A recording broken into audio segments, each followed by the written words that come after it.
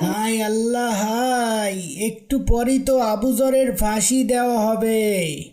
এদিকে সেই যুবকের কোনো খোঁজ নেই। হায় আল্লাহ!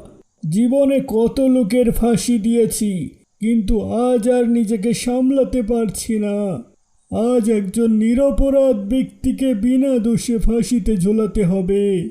হুজুর, কিছু করেন।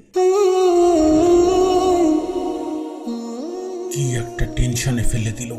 আইন তার নিজস্ব গতিতে চলবে, আইনের উপর কারো হাত নেই। প্রস্তুত হও। 1, 2।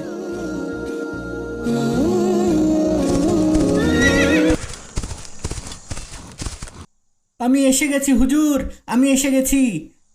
আমি জানতাম সে ফিরে আসবে।